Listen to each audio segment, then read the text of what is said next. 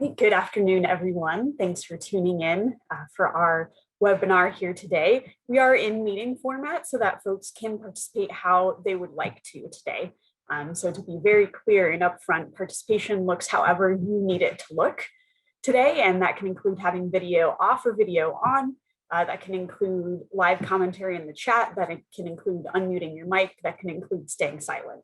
Whatever you need is totally welcome and respected here. Particularly recognizing that this can be a challenging topic for a lot of folks.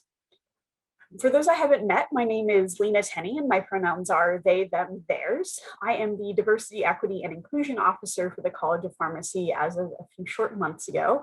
It's been quite a whirlwind and a lovely one at that for sure. And here we are in the midst of Black History Month. And this topic really actually directly ties to Black History Month in a way that might not be immediately obvious. And that's that when we talk about why it can be so hard to talk about race.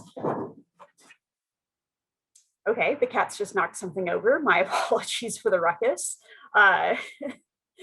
When we talk about race, when we have the courage to break down what these barriers are, barriers both for people of color and barriers for white people, we are actively doing the work of anti-racism. It's an early part in our journey. Certainly, the journey must continue beyond recognizing the barriers and having ideas about how to overcome them and challenge them.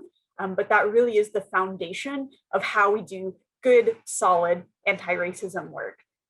And so the question that I would like folks to be invited to keep in the back of your mind today is twofold. And that is, as we celebrate Black History Month, asking yourself continually and past the end of February, what am I doing for Black lives right now? As well as what am I doing for Black futures? And creating these kinds of liberatory spaces within the college, within our pharmacies, within our clinics, in all of these spaces is incredibly important, not only to honor the work of Black folks who have worked so hard towards equality and freedom in this country and worldwide, but also moving forward and continuing to honor those ancestors by doing the work ourselves. So with that said, underlying question here, why is it so hard to talk about race? There are so many answers to that, and they are complex, certainly. One is that there are certain topics in US society that tend to be extremely taboo, like exceptionally taboo. And those generally are considered to be race, perhaps the most taboo subject of all, religion, politics, money, and sex. And there's certainly been generational shifts over past decades and hundreds of years around these kinds of things. I'd say we have more empowerment and ability to talk about these kinds of subjects than possibly ever before in a public setting. And at the same time, we're not all the way there. They're not totally destigmatized, and we still have a lot of work to do. So recognizing race is not alone in that sort of taboo, but it also is unique in a lot of ways. And we'll talk today about what some of that uniqueness constitutes and why we need specific solutions to specific challenges. This is a reminder that can be really helpful and that I saw be really empowering to a lot of folks over the summer as a gentle call-in. I don't know how many of you during the midst of sort of the heights of the protest for Black Lives Matter, when the national discourse around racism, particularly in policing, but certainly within the country as a broad whole, was really at its peak. I would say an unprecedented peak. I'm tired of living in unprecedented times, except in that one aspect. I'll live in unprecedented times of anti-racism all day long and be happy. It's just the pandemic and the ice storm, snowpocalypse, right? So thinking about that, a lot of rhetoric was going around, particularly on social media, about specifically, to name things for what they are, white folks saying that they were tired of hearing about race. They're tired about this being in the news constantly, and that it was just too much. So this ties directly into that taboo. So one of the taboos around talking about race is you're only supposed to talk about it just a little bit and no more. It's okay to recognize Black History Month, but you shouldn't go around telling folks like, what are you doing today for Black futures, for example. So we encounter this as a particular challenge in the post-civil rights era in what is known as neoliberal multiculturalism is the framing that's usually referred to as. And that's the idea that it's okay to tolerate people who look different, people of different races.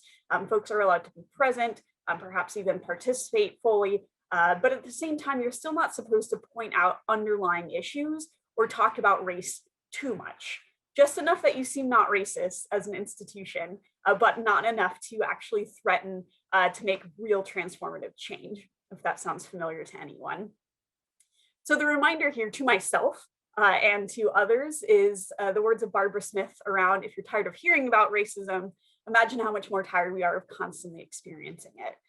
Another framing here that I've seen that's been pretty popular is when folks, I can't remember who the quote is from, but said, telling me, this is from a Black woman, saying, telling me that I'm obsessed with racism is like telling me that I'm obsessed with air while I'm actively drowning.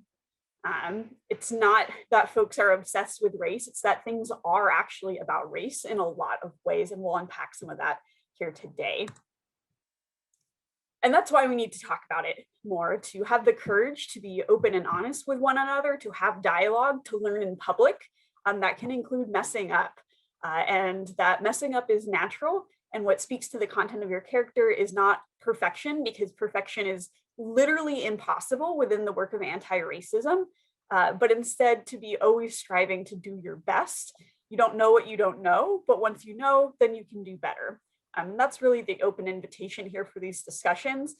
None of us know everything about this, including folks who have the identities, right? None of us knows 100% of everything, even if we might be experts on the literature and or our lived experiences, et cetera. So thinking about this in the framing of Reverend Dr. Martin Luther King, where he talks about bringing these things into the light and confronting them with the power of love.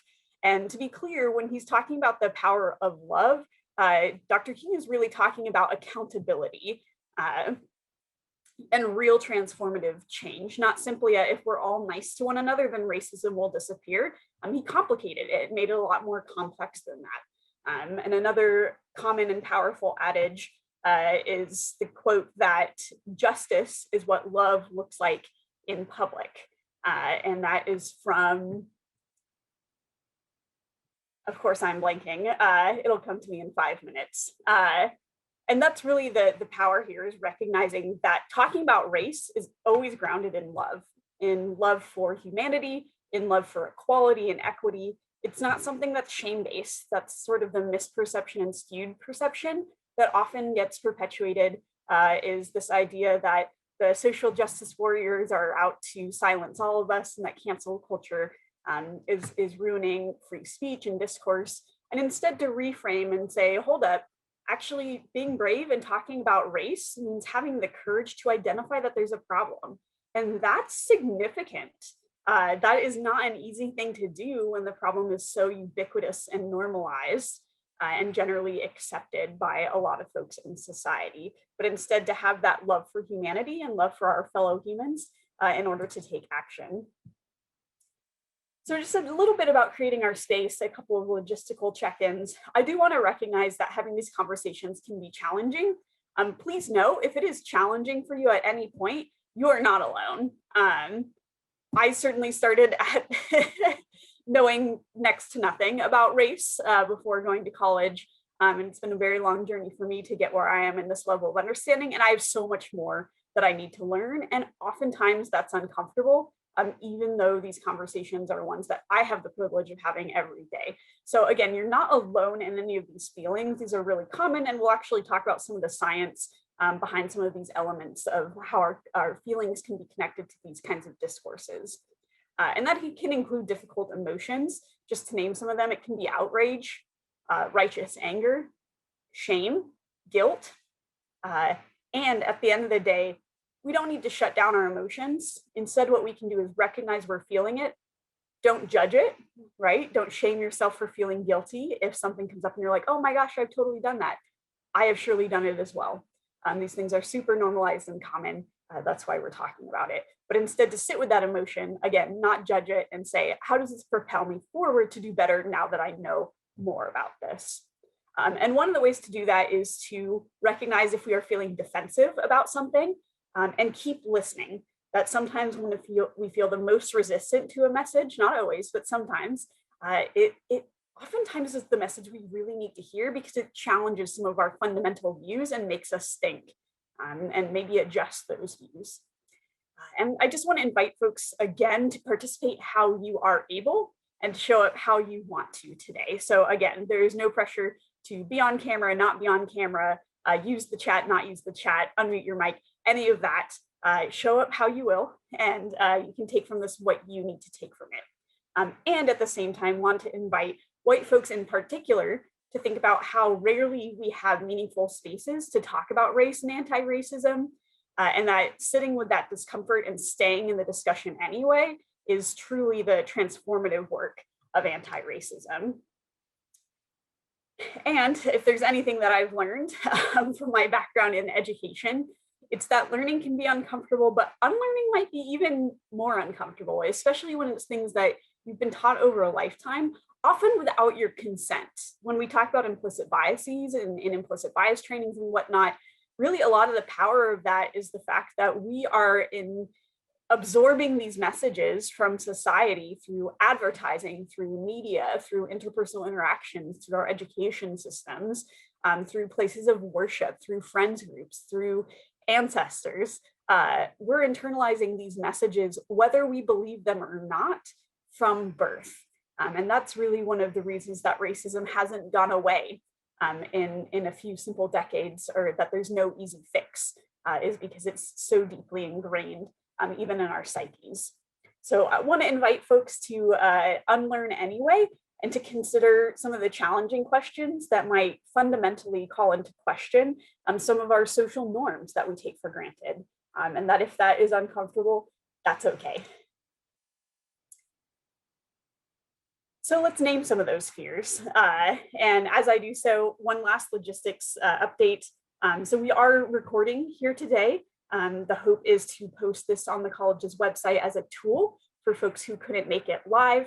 I want to invite folks to be mindful of that. I know you've already clicked the button to agree to it, but to be mindful of respecting the fact that it can be risky to talk about race, and that learning in public can be hard and difficult. I want to invite folks, if you have comments, if you have questions, please feel free to share them in the chat or unmute your mic at any point. And if it's something that you're like, I don't know that I want this to be on a recording that goes on the website, you can absolutely use the chat function to message me specifically. And if a message comes to me specifically and not the whole group, that will be my indicator to keep it anonymous. So that way you can still learn what you want to learn. And if it's a question that's burning in your heart and mind, it's probably a question someone else also has. So definitely invite folks to ask those questions, ask hard questions, and ask things that might be regarded as quote unquote stupid questions. It's not a stupid question if you learn from getting access to more knowledge by it being addressed. So with that said, in terms of these risks about race, I want to invite y'all to think about maybe a specific occasion, or maybe it's a whole lifetime of your experiences, but a little bit of self-reflection about those moments that it might have popped into your head of like, did they really just say that? Or like, it's 2020, man, or the what? Some of those moments that we can, a lot of the time we express sort of disbelief, and maybe not shock or surprise, but disappointment as well. And particularly as that relates to issues of race and racism, and when we see racism happening in public. I want to invite us to have some space to acknowledge those fears so that we can get those barriers identified, and also normalize that this is how a lot of folks feel, that you're not alone. So I want to invite you to think about what kind of fears might make you hesitate or even stop you from acting when you see or sense racism in action. So when an event is transpiring, what gives you, perhaps you have the physical feeling that is manifested by this individual here on this roller coaster. This is me to a T pretty frequently because of my anxiety, right?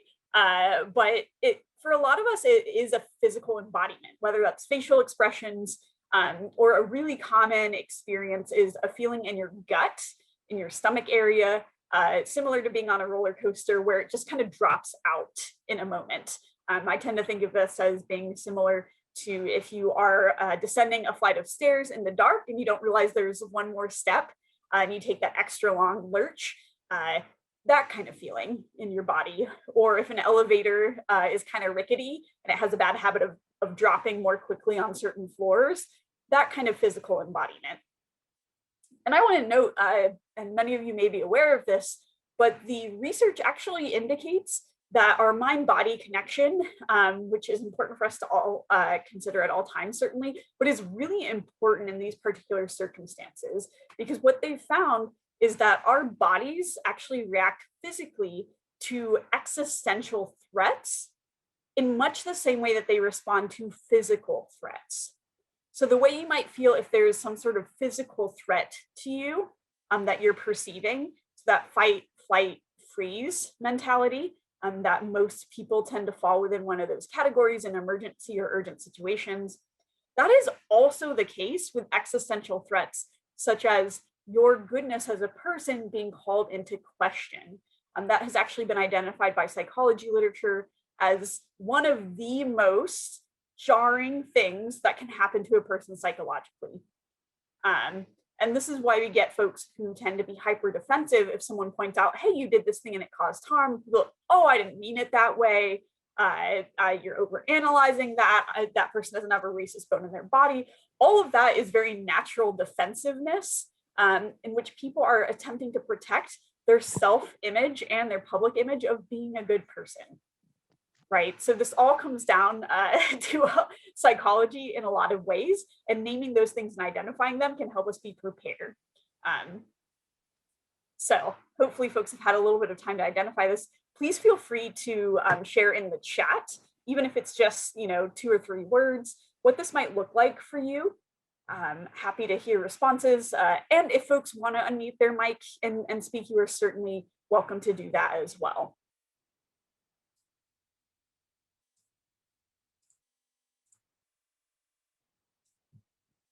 Just to kick us off and normalize some of this and model some vulnerability here, which I'm asking of you, a really pervasive fear that I've had my entire life really is this fear that I will mess it up, that I'll say the wrong thing, and I'll somehow make it worse. That might make me hesitant to intervene when these kinds of things happen. And it can also be beyond that kind of like psychological question. Especially when I was early career, when I was in grad school and working as a paraprofessional, and then post grad school, very entry level, and not a whole lot of like institutional authority and whatnot. Honestly, retaliation, even though my job at the Kirwan Institute was educating folks about anti-racism, there's still this lingering fear about retaliation. And even if I did speak up when racism was happening, a lot of the time it was a sort of guarded or extremely strategic response, because I knew I had just, upended my life and moved halfway across the country for this job, and I couldn't afford to lose that job. It just was not possible for me at that time. And that's a very real fear that even folks with institutional authority and protection sometimes also carry out. So someone is sharing that as a white male, I don't know if Black people dislike me for my race or gender. So when passing a stranger on the street who's Black, I'm thinking about like, am I racist if I don't say hello and greet them? Or if I do say hello and greet them, will they think I'm doing it just because they're Black? I'm sure that resonates with a lot of people. So thank you for sharing that honestly with us. Yeah, this is one of the common questions around being perceived as racist or being perceived as not racist. For white folks, this is a really common and pervasive concern, and it can be difficult to parse out, how exactly do I show up in this situation? Questions of like, am I being a white savior if I smile and nod to every Black person to try to signal like I'm one of the safe ones? But on the other hand, if I just walk past stoically, could it give this perception that I don't like that person, right? These are very complex questions, and when you ask Black folks their preference, you will get 100 different answers, right? About how people perceive that and what that feels like and looks like. And that actually ties directly, please feel free to keep sharing in the chat if you would like, but that actually ties perfectly to this next bit here, which is about racial anxiety. So this is terminology that comes out of critical legal studies around racism in the law. And the idea here, grounded in research, is that almost everyone has these kinds of anxieties when the opportunity to talk about race comes up. Whether it's planned in advance, like an event like this, or whether it's spontaneous. You know, if you are in the research lab and people are having chit chat and a microaggression around race happens and suddenly everyone grinds to a halt and is like, oh, what are we gonna do? In both of those scenarios, racial anxiety is extremely common. Now here's where it's really important to differentiate this experience between people of color's primary experience and white people's primary experience. Again, it's not universal, not 100% every person every time, but generally speaking, a lot of the time for folks of color, the anxiety is around fear of encountering racism in the discussion of racism or anti-racism. And this is a really grounded common fear. I've heard this articulated so many times by folks, like, of course I want to show up to the interracial dialogue that we're having. And at the same time, like, based off of my prior experiences, there might be a pretty solid chance that someone is going to intentionally or unintentionally say something racist at the event about racism and anti-racism. Very common. For white folks, that looks different. It really is similar to what this person shared in the chat, and certainly is a fairly common experience for those of us who are white, is this concern about being perceived as racist. And that can manifest in things like, well, should I go to that event? Is it the right space for me to be there? I don't want to take over, for example, a Black affinity space if I'm not aware that that's what kind of space it is. I don't want to use the wrong terminology, right? Like, am I up to date on my language? Because if I'm not, then I might accidentally come across as racist. And I really, you don't want your goodness as a person called into question. And how this results in, and I'm sure this resonates with many people, is that a lot of the time we end up being so anxious about this that we have really awkward attempts to connect. So actually this example of passing a Black person on the street as a white person and feeling awkward and not sure about eye contact, or do you give them the Midwestern nod? Like, all of those questions come down to this idea of awkward attempts to connect, right? Less eye contact, we can avoid eye contact and avoid folks entirely, right? And this happens sometimes on a grand scale. There's a lot of structural reasons why we live in highly segregated neighborhoods. So fun/depressing fact, we actually as a nation at the neighborhood level live in a more racially segregated society in 2021 than we did prior to the civil rights era. I know that might sound wild, but at the neighborhood level, that is still the case. And there's a very long history that is a whole other webinar about the structural racism that built neighborhoods and racialized them and whatnot. But one element of that is, if folks are constantly anxious about coming across as the bad guy or being racist, then there's very little motivation or comfort in seeking genuine, meaningful interactions with folks of a different race. And similarly, folks might not want to be, folks of color might sometimes be a little hesitant and avoidant and a little unsure about some white folks they don't know. And it's not about you as an individual if you're white, it is about an entire lifetime and hundreds of years of experiences in which you just don't know who is dangerous and who's not. That might sound intense, but that is the reality. And a lot of folks of color in spaces that are safe enough to say this will say, it's not about individual white people in terms of like nods on the streets. It's really about this overall experience of like, when am I going to be in danger? Whether that's physical or, the threats of retaliation at work, things like that. Someone else sharing in the chat, and thank you, that they tend to struggle to navigate when to speak up and show up versus to stay quiet. And the consideration there being making more space for Black voices. So the person here is trying to be hyper aware of performative activism / white saviorism. Good, we'll talk about that, which creates a lot of anxiety about if I'm doing enough. And I appreciate this acknowledgement of even sending this has me sweating a bit. So clear, and clearly I needed this webinar. Lots of people have, because it's super real and we don't talk about it. So that is a perfect example of this kind of manifestation of racial anxiety. It can include people who are aware of concepts like structural racism, privilege. You've got a decent amount of the terminology. You seek to be an ally in the workplace and in your personal life, and the anxiety can still be there. I experience this, right? And literally my life calling basically is like talking to white people primarily about how we need to do more anti-racism work, and I still like, oh, am I doing this right? So I want to invite folks, both the person in this chat and everyone, to think about, does anxiety serve us in this space? And if it doesn't, then how do we recognize it, account for it, and then set it to the side? So this question of if I'm doing enough is grounded in wanting to be anti-racist, which is incredibly noble. And I hope all of us can be on that path throughout our lifetimes. And at the same time, in what ways does being anxious about that question disserve our ability to do the work of anti-racism?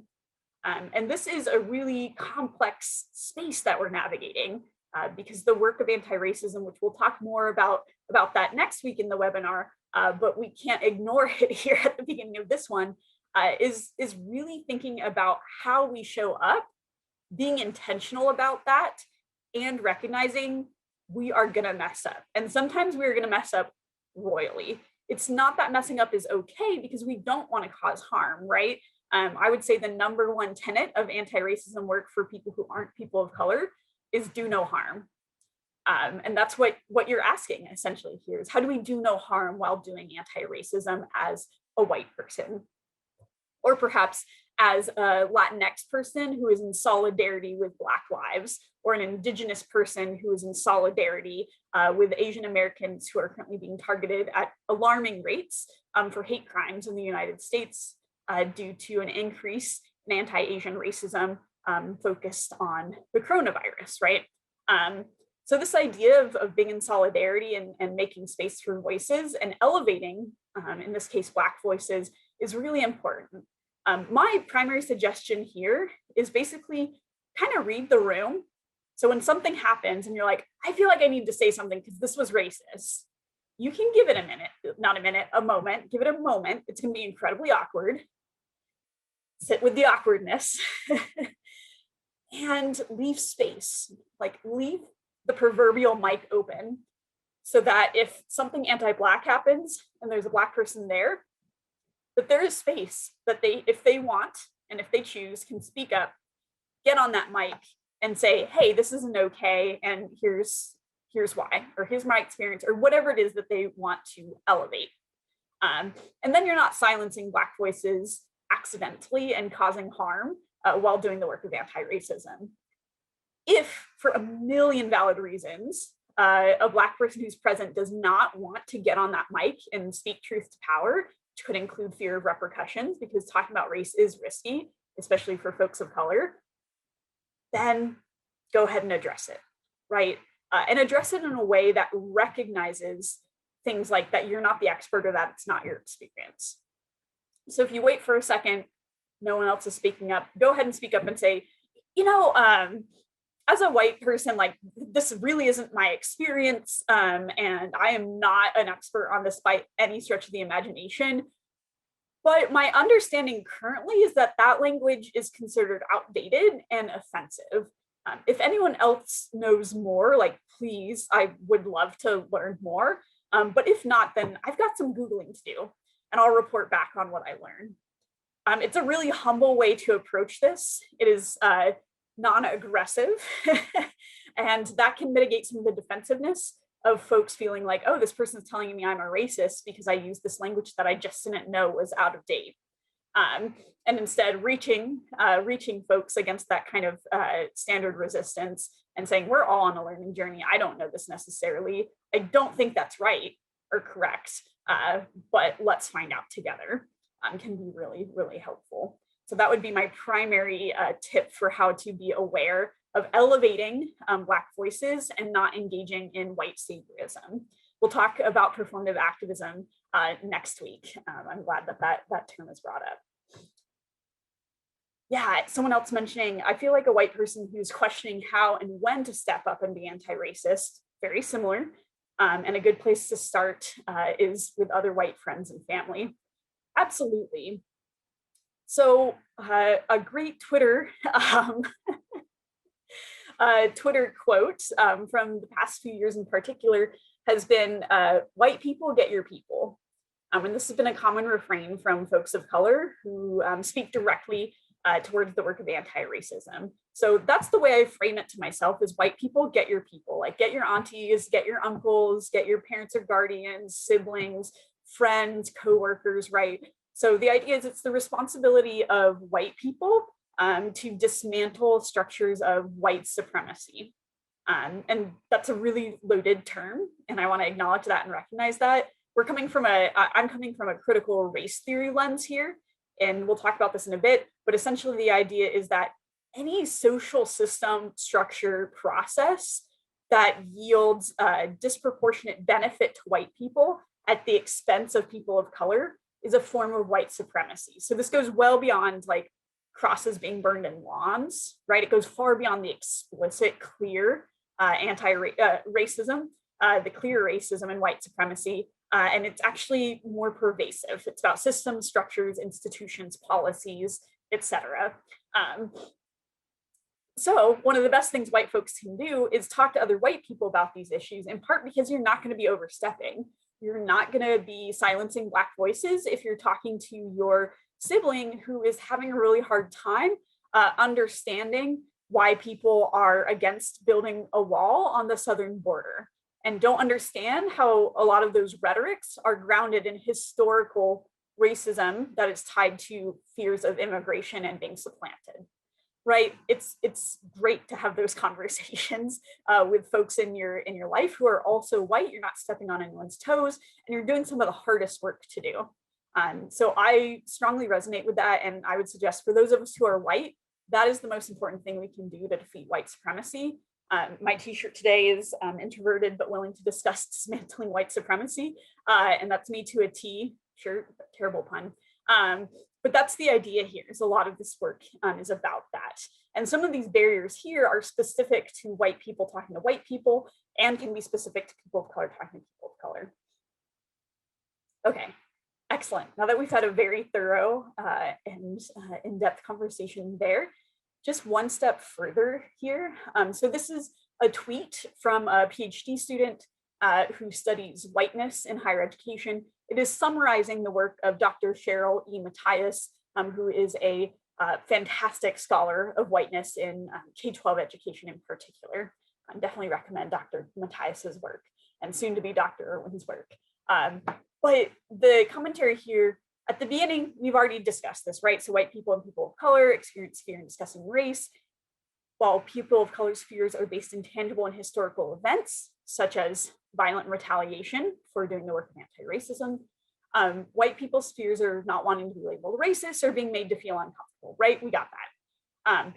The kicker here is the add-on of equating these experiences as equal is white supremacy. So again, we're going back to that difficult emotional term that is describing so much more than it is usually used in popular discourse, right? So it's really important as we talk about race with others, and particularly if you end up facilitating these conversations informally or formally, that we go beyond the recognition of, yeah, it's hard for everyone to talk about race, but let's do it anyway. Let's be brave and go a step further and say, it's hard for pretty much everyone to talk about race. And I want to recognize that some of that challenge is different here, right? And then name the racial anxiety and name the difference, that like predominantly this is how this manifests for this group and this is how this manifests for this group. And then don't equivocate, don't say that they're the same, right? But pointing out like, yeah, there are risks involved for people of color to show up and talk about race and anti-racism, especially in professional spaces, right? The risk of going to work and speaking up for your own human dignity if someone does something unintentionally racist in particular, that takes risk, or that takes courage because there's risk, right? So part of the reason for that is one of the challenges of talking about race is that we live in a culture in which intent and outcomes are often not disaggregated. So the example here is of this vase. So imagine a scenario in which perhaps you are carrying this beautiful vase with flowers to the table here. You just washed it, so it's wet, and because it is slippery, it fell out of your hands onto the table and broke. Versus a scenario in which you have this vase on the table and perhaps you had a particularly frustrating day at work, and in surely an uncharacteristic moment of anger, you take that hammer, that mallet that's there on that table, and you smash this vase.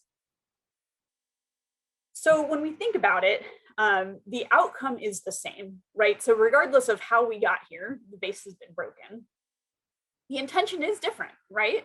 So in the first scenario, we're talking about doing something on purpose, absolutely intention, or doing something on accident, right? Totally an accident, no one intended harm, no one's anti-vase, right? But in the second scenario, that is done on purpose, right? And they may or may not be anti-vase, they might just be angry, right? We have all of these further questions to unpack. But when we are the one who has accidentally or intentionally, but I'm going to assume accidentally if you're on this call, done harm and the vase is broken, we need to switch our perspective, not just to our perspective of I didn't mean it, but instead, what is the harm that has been done? What is the outcome here? And how do we grapple with that and address that? Because it doesn't do a whole lot of good if a person of color speaks up and says, hey, this happened, perhaps you were a participant in it, and it was harmful, it was racist. Our common responses of defensiveness that we've talked about, of are you sure you're not being too sensitive? I'm not a racist, they don't have a racist bone in their body, I didn't mean it like that, or I just didn't know that that language was outdated. Those things can be true and real and also not helpful in the situation. So instead, to say to yourself, calm yourself for a moment, okay, I'm not a horrible person, right? I did mess up and cause harm. So let's go ahead and address that. And instead to say, thank you for letting me know that that's how that came across, that that's how that felt, or that that word has that kind of meaning. While I didn't intend to cause harm, I now see very clearly that I did. And I really appreciate you letting me know so that I can do better. I'm going to do better now that I know better. It can be hard to have space like that in the academy and in professional spaces in particular, where you're supposed to know everything at all times. But that goes a long way to restoring the space, right? Instead of pretending there's no mess, just acknowledging what happened, acknowledging that someone might have needed to point it out to you because you didn't notice, and then doing the repair. That's what's really important. We're all going to mess up and drop faces. It's doing the repair that's really important. So one of the approaches here is to disconnect these two things. If you so choose, this is a common mantra of assume best intentions. I'm just going to complicate that slightly. I'll make the slides available to everyone so you can click these hyperlinks to articles with additional reading and whatnot. The hyperlink embedded here in the bottom right is a thought piece about, should people of color be constantly told to assume best intentions in situations where they are constantly experiencing harm? So that complicates that question a bit. But if you assume best intentions, you can also make it clear that that doesn't always lead to desired outcomes. And here is, feel free to just copy and paste this in your brain and deploy it. When we frame things as, I know you care deeply about anti-racism work in the college. That's exactly what I wanted to talk to you about your comment in the faculty meeting or at the counter with that patient. So even though you surely didn't mean for blah, blah, blah, the outcome is still blah, blah, blah, right? So even if you didn't mean to come across as racist to that customer, the outcome is still that that customer was uncomfortable enough to submit a complaint. And that's where we can have transformative conversations about recognizing when we've done harm and doing better so that it doesn't happen again. Another major barrier to talking about race in the United States specifically is a lot of the unspoken cultural norms that tend to be taken for granted as universal truths. So a lot of these, actually all of these are not universal truths. If you travel outside of the United States, you will get very, very different understandings of how things work. And even within the United States, within various ethnic groups and indigenous groups, there are different perceptions and understandings of these things as well. So just to name a few of these and recognize that this can be a big barrier here. So one is we tend to be taught this assumption from an early age that progress is inevitable over time. Even the idea that time is linear is actually a white Western norm that is not universal. So for example, in several indigenous cultures, time is known to be a circle, and that is secular, for example. We won't go too much into that, but this idea that things get better inevitably over the decades, many of us, that's deeply ingrained. It's not actually true, right? So 2021 is not necessarily like the best time in history. I'm sure we all agree with that, just because it's later in our history, right? But we tend to have those narratives of like, well, it was worse back then, at least it's better now. Part of that is deeply connected with this idea of just world theory and just world fallacy, whichever way you tend to perceive it. This is the fundamental basic idea that the world is a good place on the whole and that justice is served. For a lot of folks, the way we're socialized, particularly in religious spaces, a lot of the time there's an idea of an afterlife in which justice is served, right? And this explains why there are issues on Earth, like why there's violence and why children get cancer, like all of those kinds of things, right? So just world theory shows up in a lot of manifestations. Some in religious manifestations and context, that tends to be some of the really powerful pull of it. And also some of it is completely secular and is just embedded in our day-to-day. It's not that just world theory or fallacy is bad. It's a really great tool actually for navigating a complicated and unjust world, but it complicates the discussion about race and racism because a lot of the time in this country, we have a tendency to say, well, no, like I'm sure that if X really happened, the investigation will happen, they'll determine whether it was real or not, and then it will go to court or whatever it is. And that's an oversimplification, right? Over-reliance on systems to determine truth, all these kinds of complicated things. And just recognizing at the end of the day, the world is not necessarily a just place in the here and now, at least, regardless of how that reconciles with other spaces, that we can't just assume things will all work out in the end. A lot of that has to do with meritocracy, which is deeply tied to the next two. As I'm sure you know, meritocracy is just the idea that those who have the most talent and work the hardest will rise to the top. And this actually comes a lot from the way that the US was founded, particularly in a religious context. So we're doing race and religion today, so you get a double whammy here of taboos.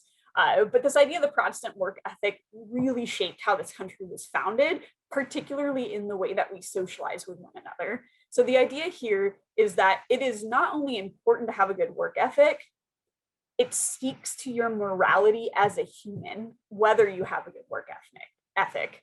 So the idea is that if you are lazy, you are a bad person. But if you work hard, you are a good person.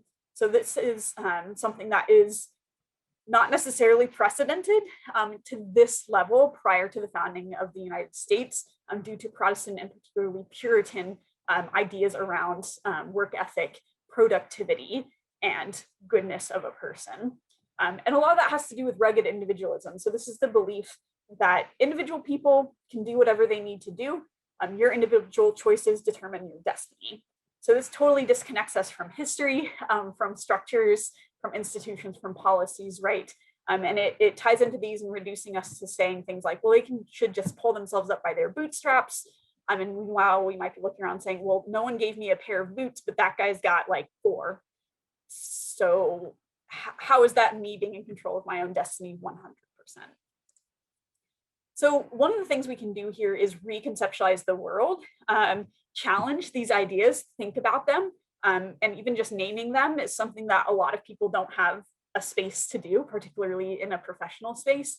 I'm not saying that you need to challenge your fundamental beliefs or change them necessarily, but thinking about these things and reconciling them for yourself is what's important here. There's not a right answer, but there is acknowledgement that these can be barriers. There is still hope here. We can look to critical race theory, which is a whole academic and cultural milieu that can be really helpful for us to reconceptualize the world and think about a better world. And that's essentially what critical race theory gets at, is we can only create a better world if we really truly recognize what has happened historically and is happening contemporarily around race and racism. The idea is if you recognize that this is a permanent state until it's completely abolished, then we can spend our time doing big things, doing radical things, and making big changes within ourselves and within society instead of doing minor reforms here and there. We can recognize like, no, we got to make big change.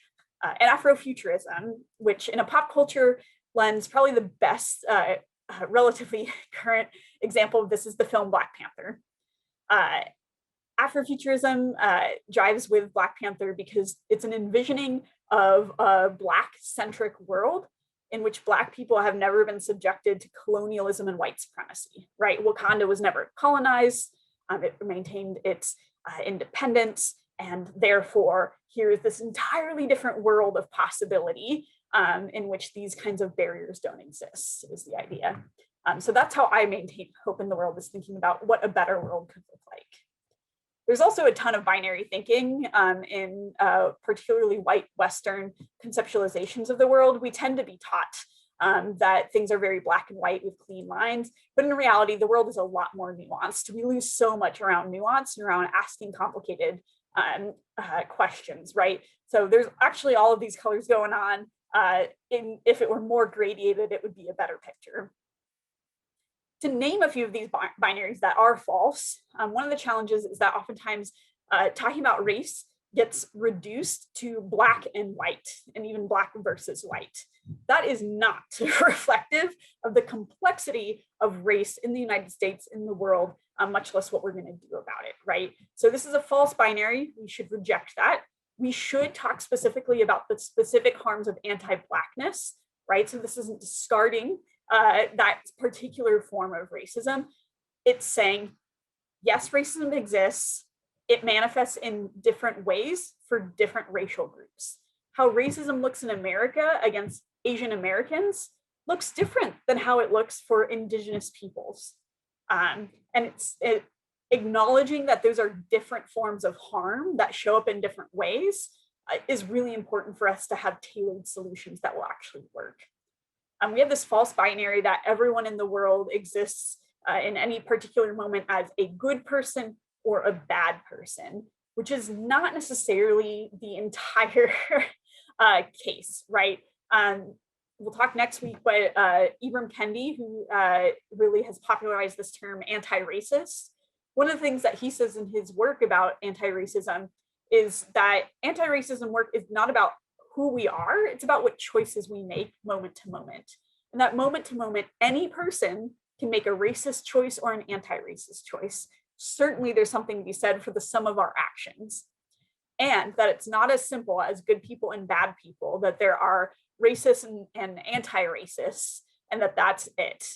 It's that all of us are bound up in the structure. All of us engage in harm accidentally. And what choices do we make subsequently? Same with, and that ties to racist and not racist. This idea of oppressed versus oppressor, the complication here is intersectionality, right? So there's plenty of spaces that we talk about intersectionality these days.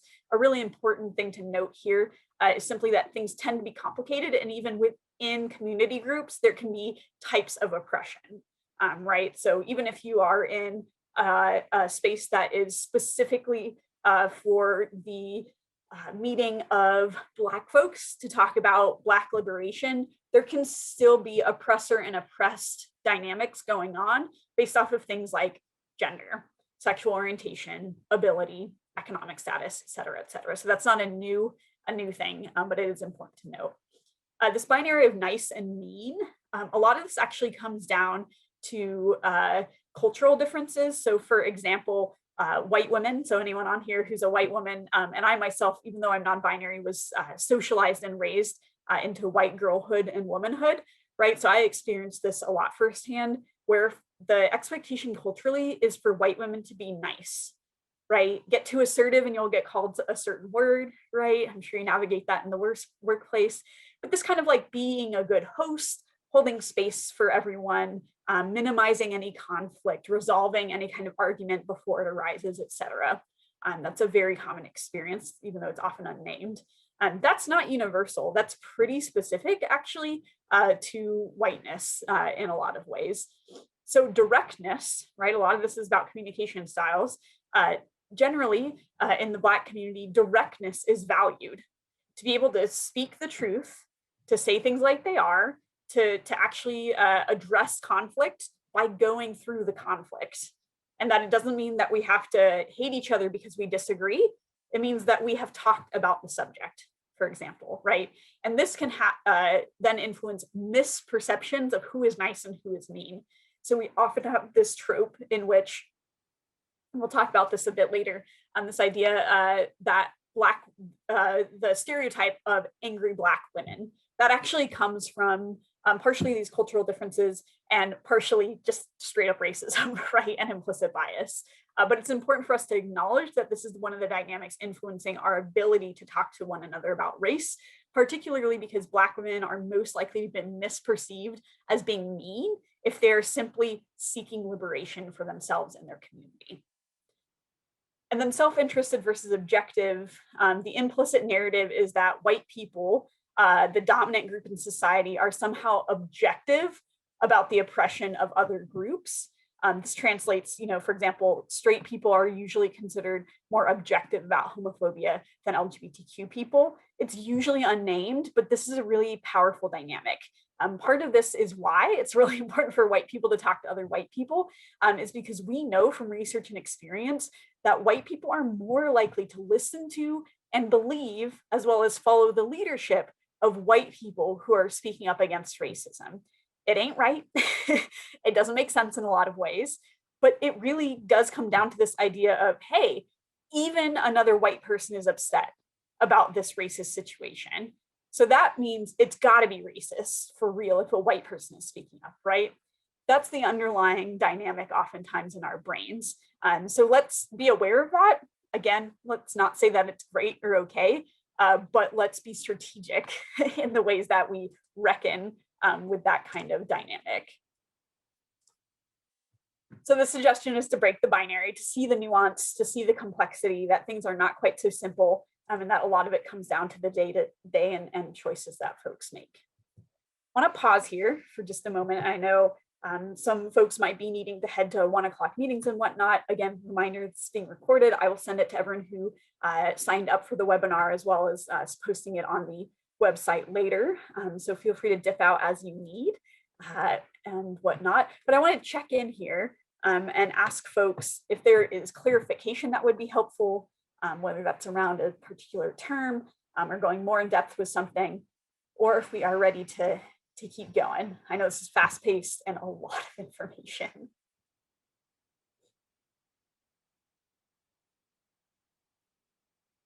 All right.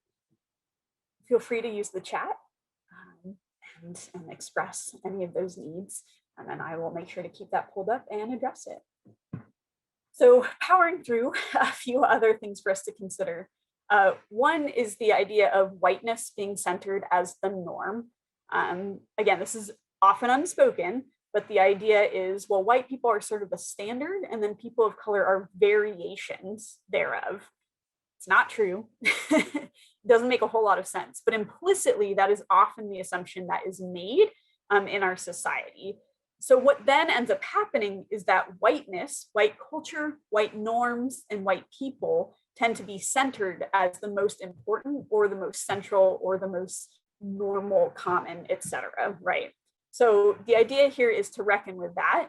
And here's one way we can think about this. And if you do one bit of reading after this, I really recommend it be this thought piece by Dr. D.L. Stewart, who talks about essentially that diversity and inclusion are being talked about more and more within higher education, and that's good. And why are we so easily satisfied that instead we could be aspiring also to equity and to justice? And they pose these sort of complementary but contrasting questions to help us think about the ways that we approach the work. And when I read this, when it came out a couple of years ago, even as a DEI professional, I had to reread it like 5 times because I was just like, oh my gosh, this is like a fundamental shift in the way that I think about this work. Yeah.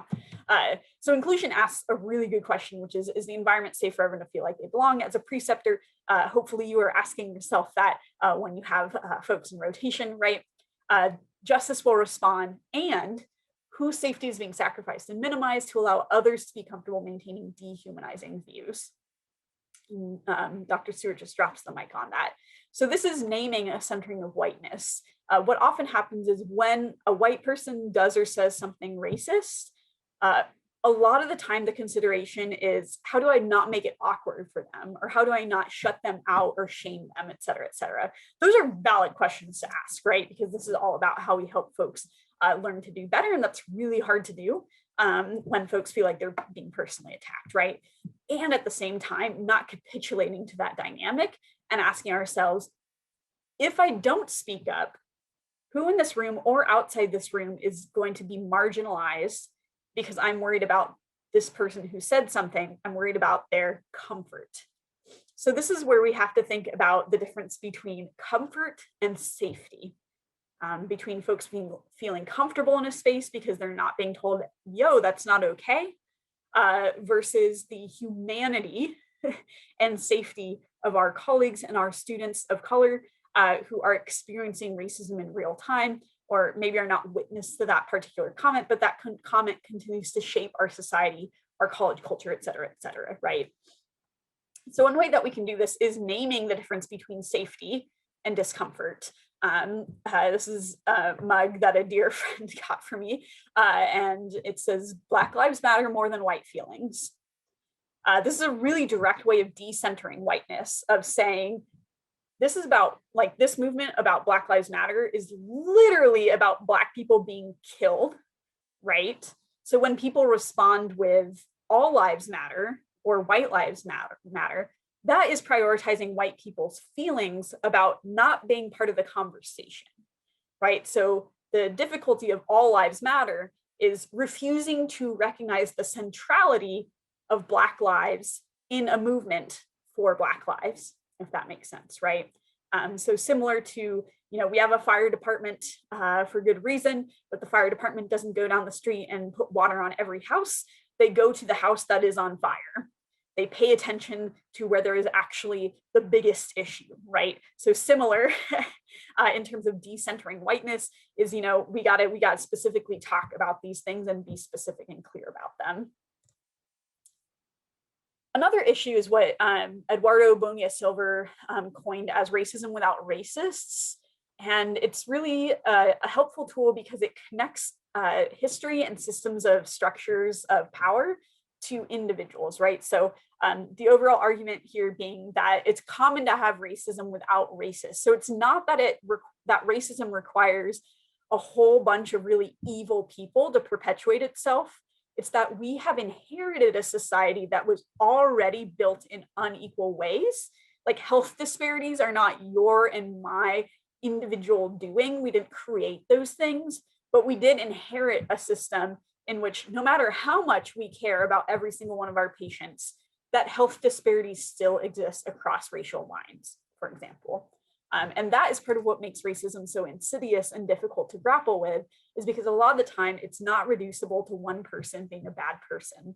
That certainly is the case sometimes. And here is a similar sentiment in artistic form. This was art done in the short north in Columbus over the summer, actually.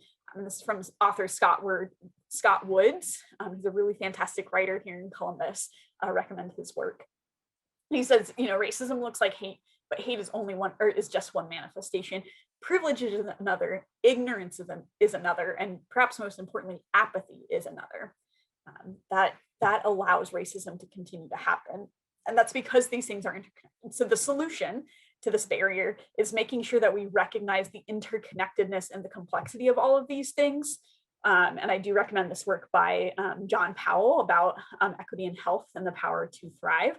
So this is why it's important, yes, to have implicit bias trainings, and also to identify and name structural and systemic inequalities that lead to those implicit biases.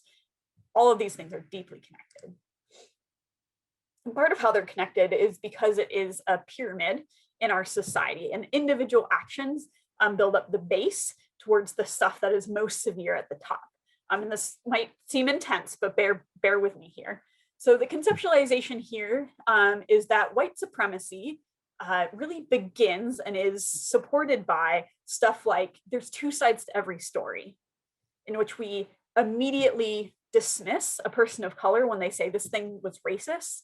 And then we say, I don't know, there's two sides to every story, in which we are implicitly, but very clearly to the person who has identified the racism, saying, I don't believe you, right? That's the underlying message. Things like politics don't affect me. That's becoming less common slightly in the last couple of years. But that is, again, an idea, basically, that non-participation is an option. And it's simply not. Ibram Kendi talks about how there's no such thing as a non-racist. It's either anti-racist or racist. There's no middle ground. So not participating is siding with the status quo, right? And the status quo is harmful. So that builds. So when there's the presence of indifference, then minimization has space to build. Then the veiled racism, the discrimination, explicit calls for violence, and then things like violence and mass murder, right? So the mass murder, like genocide, doesn't pop out of nowhere. It is always preceded by the normalization of all of these things at the bottom. So that is part of why, again, it can be really difficult to talk about race, is a lot of the time people hear racism and they think violence and mass murder, but racism also means avoiding confrontation and not speaking up when racism happens at work because it's awkward. Right? Does it mean you individually are racist? Not necessarily, right? Does it mean racism continues to exist? Certainly. I'm sure many of you are familiar with this term white fragility. It's been making the rounds in the past year in particular. Just a brief synopsis here. This is the idea that even a minimum amount of racial stress, so even a tiny bit of discomfort, for example, around talking about race, becomes intolerable for white people, which triggers a range of defensive moves. A lot of the focus in the discussion in the past year has been on the first part. So the idea that white people are so ill-equipped to talk about race and racism that pretty much any mention of race or racism can be like really uncomfortable. I think the more important part is the second part, which is the range of defensive moves that result. So to be clear, this is an intentions and outcomes issue. For many folks, when white fragility happens, it's not necessarily that they are intending to be fragile and to cause harm by these responses. It's that the feeling of that fragility, that feeling of being challenged, that discomfort of, are they calling me racist, then leads to these actual actions and behaviors that then influence the situation, right? So outward displays of emotions like anger, fear, and guilt. It's not saying that those emotions are bad, they're not. All emotions are good. It's about how we handle them and how we address them, right? But an example of a move would be, so for example, when I would be facilitating workshops, sometimes a white person would just get sort of like irrationally angry about something that was pretty small. And I think that oftentimes that is a direct result of white fragility, that the workshop was really getting challenging for that person. And they then projected some of their anger, which was resulting from their frustration, from their discomfort. And whether it's intended or not, the outcome is to disrupt the anti-racism workshop. Behaviors like arguing, leaving the situation, certainly folks have left anti-racism workshops before because it was too much for them, et cetera. And the point here is that they intentionally or unintentionally recenter whiteness, or as D'Angelo says, reinstate white racial equilibrium. D'Angelo is actually speaking at OSU virtually in a Presidents and Provost lecture pretty soon here, I believe. And this leads to what I tend to think about as white helplessness. This is a big barrier for those of us who are white. The question of now what do I do, which all of us struggle with. And moment to moment, right? It's not like one moment in time we're like, oh my gosh, I realize racism is bad. Now what do I do? Every day I ask myself, like, what do I do about this? Am I doing enough, etc. Per someone's comment earlier, right? So this is a slide from D'Angelo at a conference for student affairs professionals in which she asked them, what about your life has allowed you to be an educated professional adult and not know what to do about racism? So this isn't necessarily an indictment of each individual. This is actually framed as an indictment of our profession for those of us who have been trained in student affairs. People who go to these conferences almost all have master's degrees. That's really sort of the requirement to even get into the field of work. And how is it that you can go through a whole master's program or a whole PhD and know all of these things about all sorts of things, and how to address racism isn't one of them? So again, it's not necessarily about individual people choosing to be helpless. A lot of it is about most of us are not given these tools in ways that are super obvious or that are prioritized in the way that other tools are. And at the same time, that we don't have to be subject to that helplessness. The link down here is by a person of color talking about this kind of feeling of helplessness, particularly in the past year, and what white folks can do tangibly in order to help and to do what needs done. All right.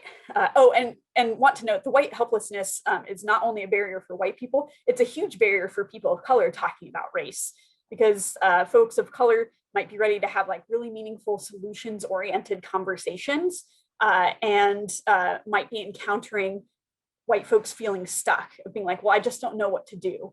And that can be really frustrating sometimes for folks of color, of like, do literally anything. I've heard before. And I was like, yeah, that's a direct way of putting it. Do literally anything. Any work towards anti-racism is helpful. Again, do it intentionally without causing harm. But there are so many things for folks to do. One other barrier I want to acknowledge here, it's known as white women's tears. This is also grounded in research. This is not simply reducible to emotionality. It's much more complicated. So to be clear, the scenario that got this author, Akapati, writing about this is repeatedly experiencing in higher education that when she or other women of color in particular would speak up and identify that there was a problem in which racism had a role. So for example, going to a meeting talking about student retention, and a woman of color speak up and saying, hey, like I'm seeing on the data here that we have disproportionate retention rates. We are retaining white students at a 5% higher rate than Black students at a, insert numbers here. And the reaction to that, that is based upon social norms and expectations, is what is known as white women's tears. So again and again, and this happens all the time, witnessed it many times myself, when a woman of color speaks up about racism, then the reaction sometimes from individual white women can be an overt display of emotion, such as crying. And it's not simply crying, it's the accompanying influence of how the situation goes. So if a white colleague then starts crying and says, I'm just really sad that it's 2021 and we still haven't solved racism. But like, also, I'm not a racist. Like, I was at protest this summer and I like really take offense at the suggestion that we are being racist in our student retention practices. Like, that's not who I am. That's not who we are as a department while tears are streaming down, right?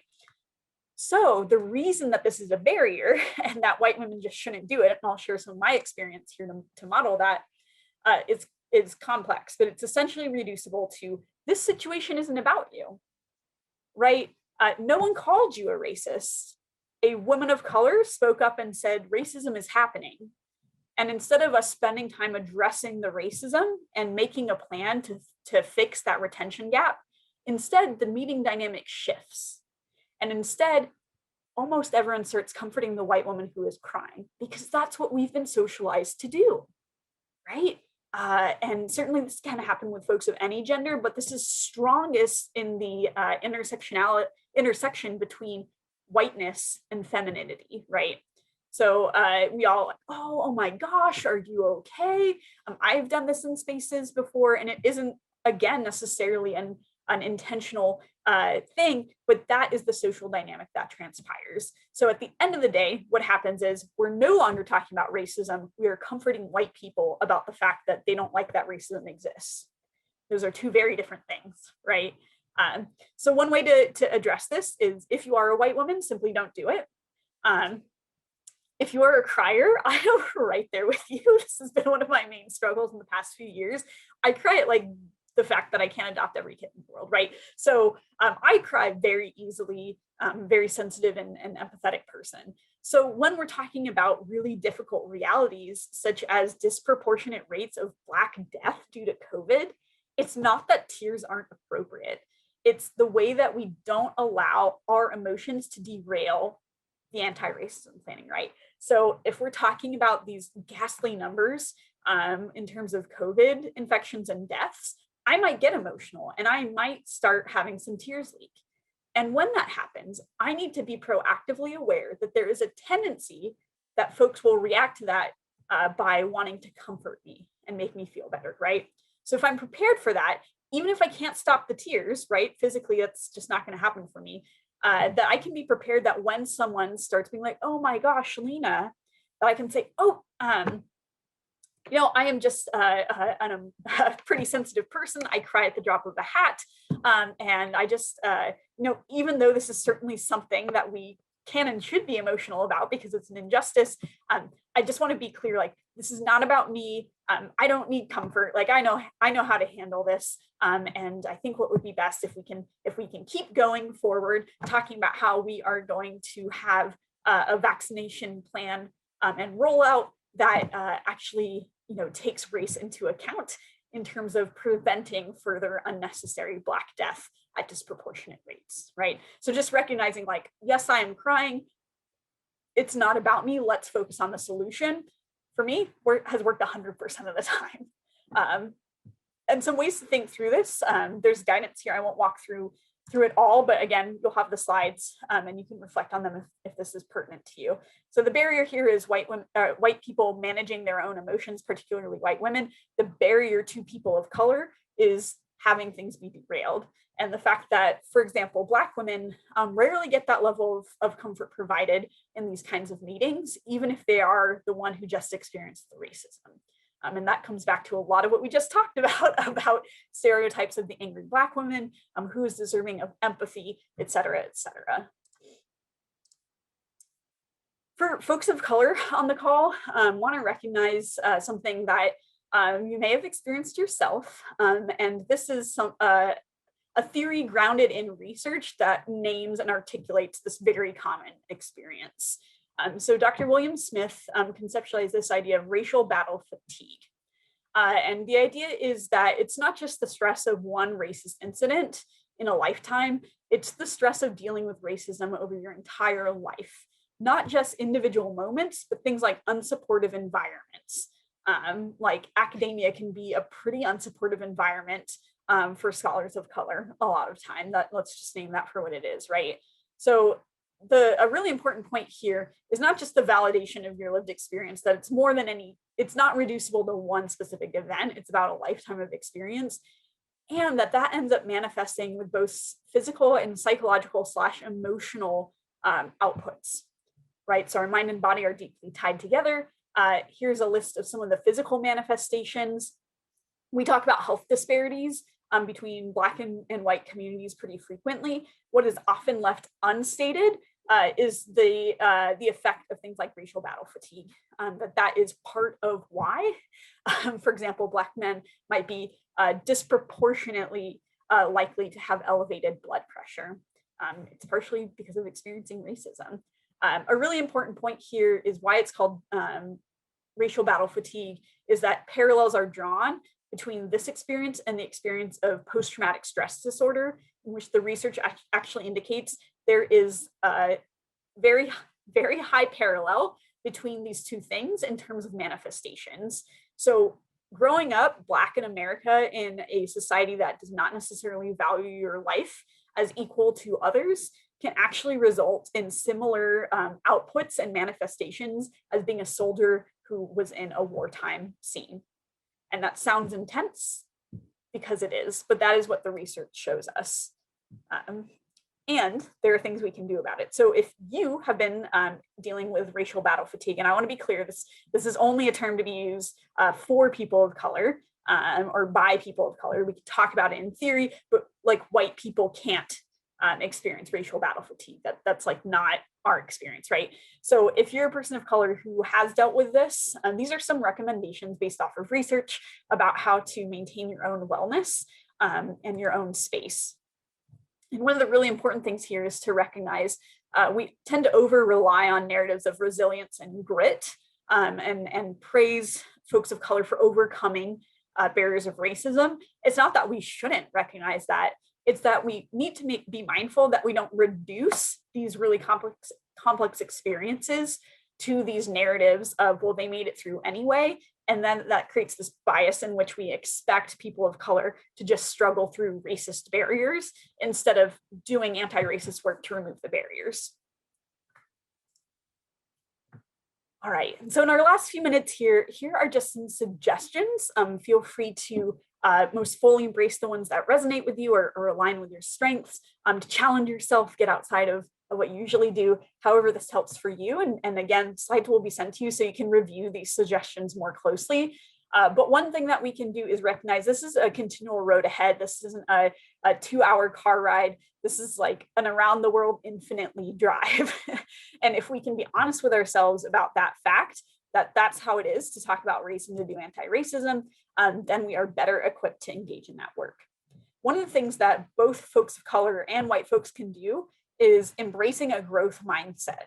Many of us are, particularly white people, are in a fixed or comfort mindset in which we have concerns like valid concerns, like I don't know where to start or what to say, right? That sort of helplessness. And what would it look like if when we have that thought, we remind ourselves, wait, I'm embracing growth and courage as my mindset now. And so first I will listen, read, and watch folks of color who have been studying racism and experiencing racism and talking about racism for hundreds of years. And with that foundation, I will speak. Things like, it won't make a difference what I do. I feel this, right? Nothing's going to change. The problem is too big. And reminding self, things happen when I take risks and become part of something bigger. Like changes do happen. Not everything is fixed, but change does happen. A few framings about how to talk about race, since we're talking about a milieu of ways that it's really difficult. So I want to invite folks to consider having bold conversations, right? They challenge the norm just by talking about a taboo subject, right? So have those bold conversations and do so with care and intentionality. Think about how your words might be perceived and experienced by others. Certainly for white folks, think about how the white savior complex that was mentioned earlier might tie into it. This can also be anticipating white defensiveness if you're a person of color and you're like, I got to address this, but I also know there's some level of risk. It is okay and very strategic to consider these kinds of dynamics and frame your message intentionally in accordance to those. One of the best things we can do, particularly for folks who are faculty or preceptors, you are perceived as in charge of a space, right? And so if you can set expectations and norms early on, then people can rise to meet them because they've been established. So if when you onboard students who are coming to do a rotation, part of your orientation or your welcome can be a note about how we treat our colleagues and our patients and customers, right? And it can be something like, hey, the expectation here at this pharmacy is that we treat everyone with respect and humanity. And that includes calling out when we have issues like racism happen, right? So I want to encourage folks, if you witness something, you can address it. Even if I'm the one who said it, you are welcome to talk to me about it. And as the person who is sort of in charge of your experience here, I am happy to hear those things so that we can problem solve. Remembering that racism is ultimately not reducible to individual people or individual dislike. It's about much more. It's about power and all of these things. A note here is to remember that and to express that. So one way this shows up is sometimes when we're talking about this, so for example, I can't tell you how many times this is a common dynamic where we're talking about experiences of racism, and say a white person will say, well, like, yeah, I understand racism is bad, but like in high school, I was bullied by this one kid and they were a person of color. So then we've got a real mess on our hands, right? Like, right. So a way to frame this is to say, I appreciate you sharing your experience. Certainly bullying is terrible. And I really hope that we can get to a world where no one experiences bullying from anyone. And at the same time, I just want to recognize in this workshop, we're talking about racism, and specifically racism as systems of power and disproportionality. So while bullying is not great, it is also not equivalent to what folks of color experience on a long-term basis in life. So it's really a both and. If you are someone who does research or puts your research out to the public, this can be particularly important, is to always remember that race is not a barrier or a risk factor. Racism is. We see this in all sorts of public health communications, and a lot of the time in journalistic summaries of the work that you're doing, that is really important work. So again, like with COVID, it's not that being Black is a risk factor, right? It's that systemic racism that creates disproportionate access to healthcare is a risk factor, right? Thinking about how we use the passive voice, often unintentionally, but in a way that ends up outsourcing responsibility to the point where we're at the racism without racist space, right? So when we disappear racism by disappearing responsibility, that's an issue. So if you're making some kind of statement, like how many statements came out from institutions and departments over the summer about commitment to anti-racism, that's good. And thinking through, are we using the passive voice? Are we saying like X company strives to be anti-racist? We are saddened by what has been going on in terms of XYZ thing, but never specifically actually naming the issue or taking any responsibility for complicity by saying something like, we recognize we are not immune to those same dynamics and are doing, are endeavoring to increase our anti-racism work at a systemic level. That's a totally different message that's being put out, right? And a totally different commitment. Avoiding euphemisms, again, it's easy to do when it's a taboo subject, and naming racism for what it is a baseline that can be difficult to do and is incredibly important. So these are some common ways that folks often refuse to name racism directly for various reasons. And so if you were talking about race, you can say it's about race. If it's not solely about race, then some of these might be appropriate, right? Like if you are actually referring to clients who have who live in poverty or are experiencing houselessness, you can say that, right? If it really is about an economic issue. Pointing out this one because a lot of the time folks will use that as a proxy because they're worried that saying disproportionately Black folks have less access to a nearby pharmacy than white folks, right? Be clear that that is what you were talking about. And then keep it focused on race when that's what you're talking about. This is particularly an invitation to white people, to be clear. So in the rare occasion that we have space to talk about race and racism, keep folks on topic. It's very natural for folks to get derailed.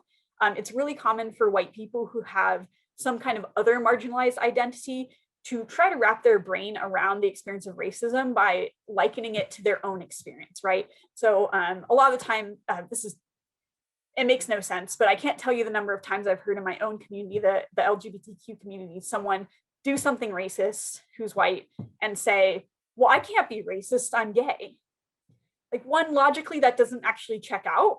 That speaks to the complexity of oppressed versus oppressors. Most of us have a mixture of both in terms of our identities and positions in society.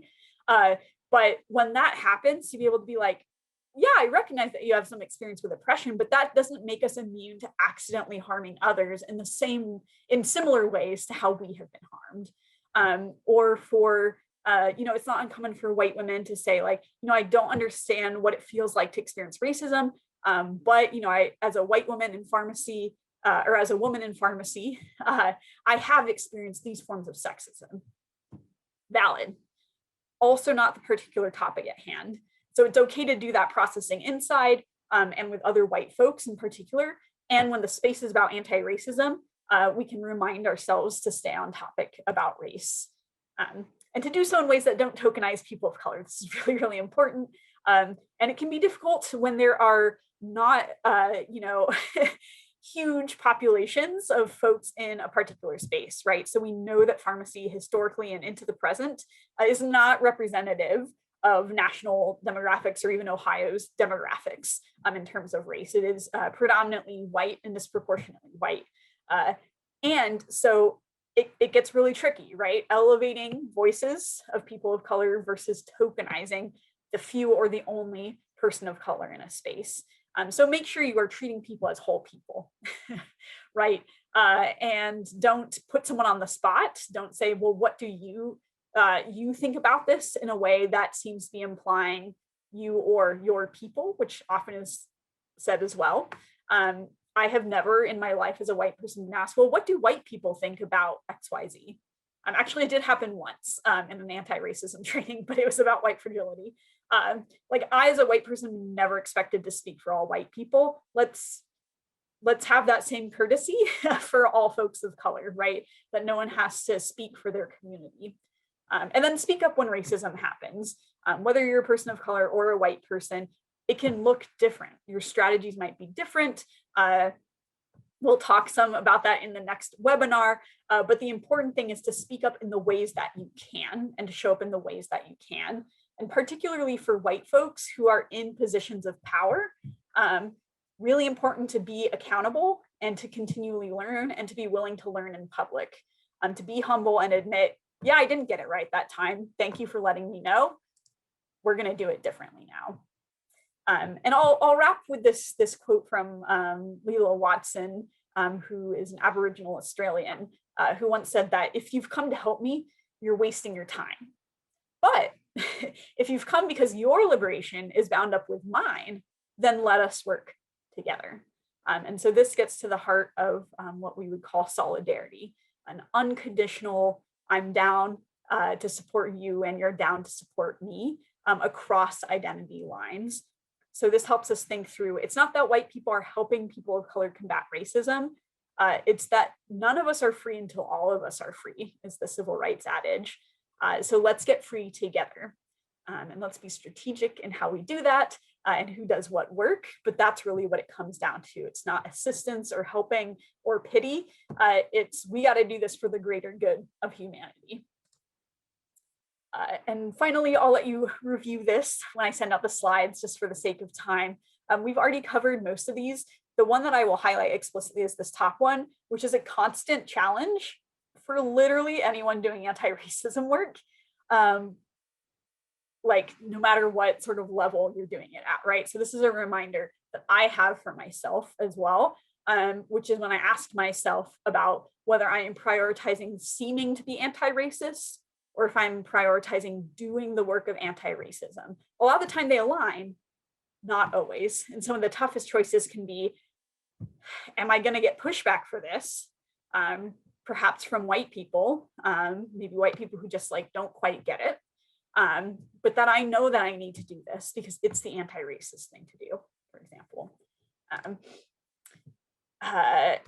And we'll leave you with the idea of, yes, it's important to do self-care. It's important to talk about race. And I hope to see folks next week or over recording for the next step, which is summarized really well by James Baldwin, one of my favorite thinkers, who once said, I can't believe what you say because I see what you do. And so this is the idea. Again, it's great to know the barriers of talking about race. It's good to talk about race. And we have got our work cut out for us. There's a lot of things that actually need done. And I'll just highlight here, as we're in Black History Month in particular, the Angela Davis, Michelle Alexander, and Patrice Collars are actually virtually coming to campus next week. And I invite folks to join me in that. It's certainly going to be power if Dr. Davis and Dr. Alexander are there. Not excluding anyone, but those are two of my sort of intellectual heroes personally. All right, so we are at time. I want to be respectful of folks' time and respectful of the folks that people might have a little bit of like intellectual whiplash from that being a lot. I am happy to stay on for as long as there are questions, whether that's anonymously through the chat. Please head to your next meeting as you need to. And when no one is left in the space, I will go ahead and close the room. But thank you so much for spending time on this important and challenging topic. Really appreciate it.